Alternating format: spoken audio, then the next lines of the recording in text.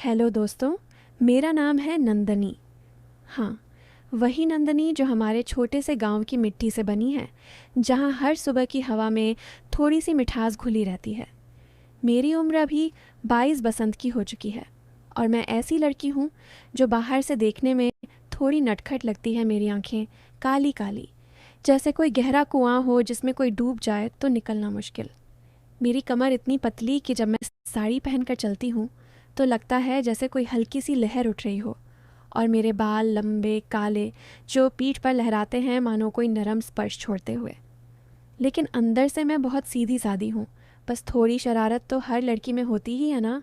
आज मैं तुम्हें अपनी वो कहानी सुनाती हूँ जो मेरी ज़िंदगी का सबसे बड़ा राज थी, लेकिन अब लगता है शेयर कर लूँ। ये कहानी है मेरी और राहुल की, जहाँ हर बात में थोड़ा सा मसाला है, थोड़ा सा स्पर्श का एहसास, लेकिन जो आगे बढ़ती गई धीरे धीरे, जैसे कोई पुरानी दोस्ताना गपशप। सुनो ध्यान से, क्योंकि शुरू में तो लगेगा जैसे कुछ गर्माहट वाली बात होने वाली है, लेकिन रुको, अंत तक रुको तो पता चलेगा असली मज़ा कहाँ है। चलो शुरू करते हैं उस दिन से जब राहुल की नज़र मुझ पर पहली बार ठहर गई थी और सब कुछ बदलने लगा। हमारा गांव है मध्य प्रदेश के एक कोने में, जहां खेतों की हरियाली इतनी गाढ़ी है कि लगता है सांस लेते ही हरी ताजगी भर जाए। घर हमारा पुराना सा है, मिट्टी का बना, जहां दीवारों पर दादी के हाथों की अल्पनाएं चमकती हैं। मैं घर की सबसे छोटी बेटी हूँ, माँ बाबूजी की लाडली, जो सुबह सुबह उठकर आंगन में चूल्हा जलाती हूँ, चाय बनाती हूँ और फिर खेतों की तरफ नज़र डालती हूँ। उस दिन, वो ख़ास दिन, मैं आंगन में थी, गेहूं के आटे को छान रही थी। धूप सुबह की नरम नरम थी, लेकिन मेरी पीठ पर लग रही थी जैसे कोई गर्म हाथ हो। मैंने अपनी ड्रेस का किनारा थोड़ा ऊपर किया, पसीना पोंछने को, और तभी नीचे से आवाज़ आई, अरे नंदनी दीदी, क्या कर रही हो इतनी सुबह? वो राहुल था, हमारे गांव का वो लड़का जो पड़ोस के खेत में काम करता है। राहुल 24 का है, कदकाठी मजबूत, चेहरा साफ सुथरा, आंखों में एक चमक जो लगती है जैसे कोई शरारत छुपी हो। वो मेरे बाबूजी का दूर का रिश्तेदार है, लेकिन गांव में सब उसे भैया कहते हैं। लेकिन उस दिन जब वो आंगन के पास आया तो उसकी नज़र मेरी कमर पर ठहर गई, वो जगह जहाँ ड्रेस थोड़ा ऊपर था। वाह नंदनी, ये आटा छानते हुए तो लग रही हो जैसे कोई जादू कर रही हो, हाथों की चाल इतनी तेज़ कि दिल धड़क जाए। मैंने मुस्कुराकर देखा, लेकिन दिल में एक हलचल हुई। क्या वो मेरी तरफ इशारा कर रहा था? मेरी उंगलियों पर आटे का बुरादा चिपका था और मैंने हाथ झटके तो वो हवा में उड़ गया, उसके चेहरे पर गिर पड़ा। हम दोनों हंसे और मैं बोली, राहुल भैया, तुम भी ना हमेशा ऐसे ही मजाक उड़ाते हो, आओ चाय पी लो, अभी बनी है। वो अंदर आया, चौकी पर बैठा और मैंने चाय का कप उसके सामने रखा। उसके हाथ कप लेते हुए मेरे हाथ से छू गए। वो स्पर्श इतना हल्का था, लेकिन लगा जैसे बिजली से दौड़ गई। नंदनी, तुम्हारी चाय में तो कुछ खास है, गर्मा गर्म लगती है पीते ही। मैं शर्माई लेकिन बोली, खास तो तुम्हारी ज़ुबान है जो हर चीज़ को मीठा बना देती है। हम बातें करने लगे, चाय की घूंट भरते हुए। वो अपने खेत के बारे में बता रहा था, कैसे फसल अच्छी हो रही है, और मैं सुन रही थी, लेकिन मन में सोच रही थी, ये राहुल जो सालों से गांव में घूमता है, आज क्यों इतना करीब लग रहा है। चाय ख़त्म हुई, वो उठा, लेकिन जाते जाते बोला, कल फिर आऊँगा नंदनी, आटे को और अच्छे से छानना सिखा दियो। मैं हंसी, लेकिन रात को बिस्तर पर लेटी तो वो स्पर्श याद आया। क्या ये बस मजाक था या कुछ और? अगली सुबह मैं फिर आंगन में थी। आज गेहूं नहीं बल्कि दही को मथ रही थी।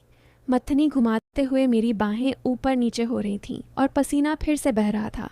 माँ किचन में थीं, रोटियां बेल रही थीं और मैं मथनी पकड़े हुए गुनगुनाती जा रही थी कोई पुराना भजन।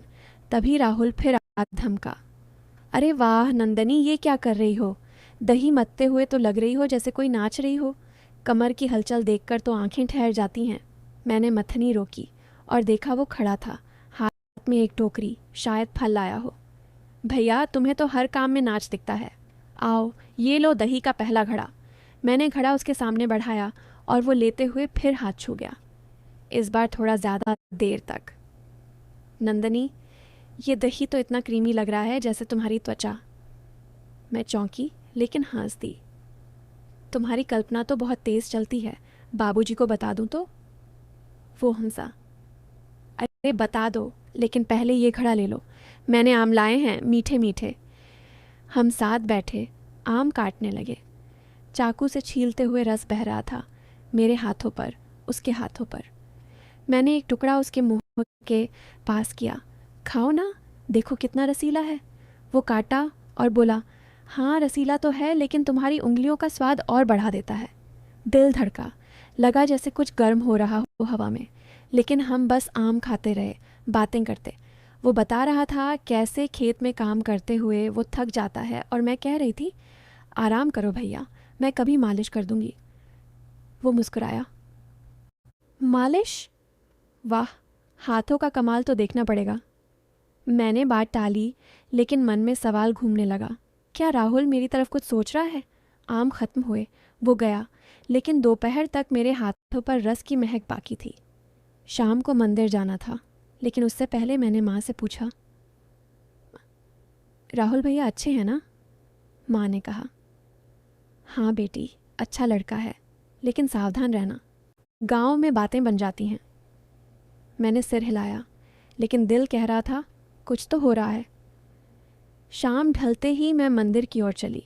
गांव का वो पुराना मंदिर जहाँ पेड़ों की छांव में घंटियाँ बजती हैं। राहुल वहाँ पहले से था, पूजा कर रहा।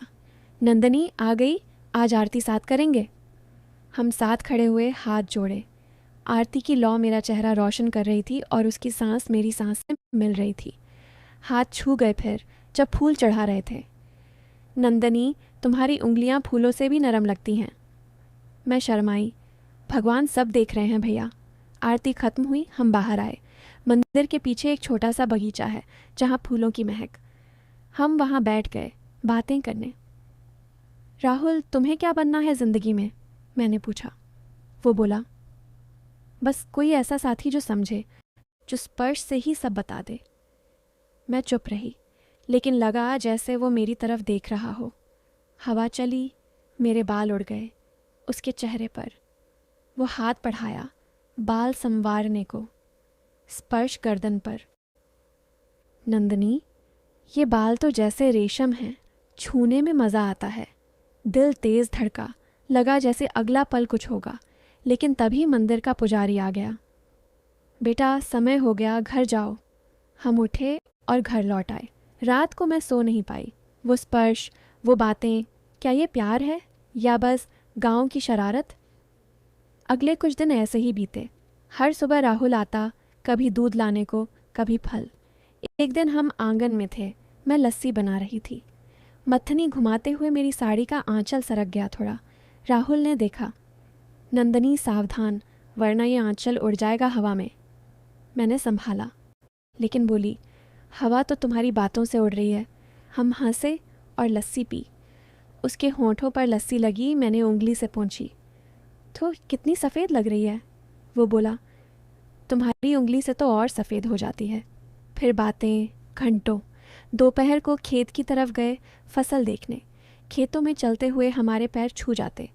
नंदनी, ये मिट्टी तुम्हारी तरह नरम है। मैं बोली, तुम्हारे कदमों से तो और नरम हो जाती है। शाम तक वहीं रहे बातें करते। घर लौटे तो माँ ने देखा। कहाँ थी? मैंने कहा, खेत में, राहुल भैया के साथ। माँ चुप रहीं, लेकिन नज़र में चिंता। रात को दादी से बात की। दादी, दिल में बेचैनी क्यों? दादी बोली, बेटी, उम्र की बात है, लेकिन सच्चा रिश्ता दिल से होता है। दिन बीतते गए, मिलना बढ़ता गया। एक दिन गांव में जंगली फल तोड़ने का मौका आया। जंगल का वो हिस्सा जहाँ बेर के पेड़ हैं। राहुल ने बुलाया, नंदनी चलो फल तोड़ते हैं। हम गए पेड़ के नीचे। मैं ऊपर चढ़ी, साड़ी संभालते हुए। वो नीचे से पकड़ रहा था, कमर से। सावधान नंदनी, गिर ना जाना। मेरे हाथ हैं यहाँ, स्पर्श कमर पर। दिल धक धक। फल तोड़े, नीचे उतरी, साथ बैठे खाए। ये फल मीठे हैं, लेकिन तुम्हारी मुस्कान से और। बातें की घंटों। जंगल की शांति में लगा जैसे दुनिया रुक गई। वापस लौटे तो अंधेरा हो गया था। घर पर बाबूजी ने पूछा, लेकिन मैंने हंसकर टाला। फिर एक दिन घर पर अकेले थे सब। माँ बाबूजी खेत गए। राहुल आया। नंदनी, कुछ मदद चाहिए? मैं बोली, हाँ, ये पुरानी तिजोरी साफ करनी है। हम साथ लगे। धूल उड़ी, हाथ गंदे। वो मेरे हाथ धोने लगा, पानी डालते हुए। नंदिनी, हाथ कितने कोमल हैं। स्पर्श फिर। लगा कुछ होगा, लेकिन तभी पड़ोसी आई। हम अलग हुए। रात को सोचती रही, समय गुजरता गया। अब हर पल में वो स्पर्श, वो नज़रें। एक दिन गांव के मेले में गए, लेकिन साधारण मेला नहीं, वो जहाँ मिट्टी के बर्तन बनते हैं। हम साथ मिट्टी गूंथी, हाथों में मिट्टी, एक दूसरे के। नंदनी, ये मिट्टी तुम्हारी तरह चिकनी है। हंसी, बातें। बर्तन बने, लेकिन मन में सवाल, क्या ये रुकेगा? महीनों बाद राहुल बोला, नंदनी, शहर जाऊंगा पढ़ाई के लिए। मैं उदास, मत जाओ। लेकिन गया। पत्र आते, फ़ोन। तुम्हारी याद, वो स्पर्श। मैं जवाब, मेरा भी। वो लौटा, बदला। नंदनी, शहर में समझा सच्चा बहन जैसा है। मैं तुम्हें बहन मानता हूँ। वो शहर में अपनी बचपन की दोस्त से मिला। मैंने शादी करवाई। अंत में सब खुश। थोड़ी शरारत थी, लेकिन सच्चाई जीती। राहुल बोला, तुम्हारी कहानी सुनकर सबको लगेगा अच्छी।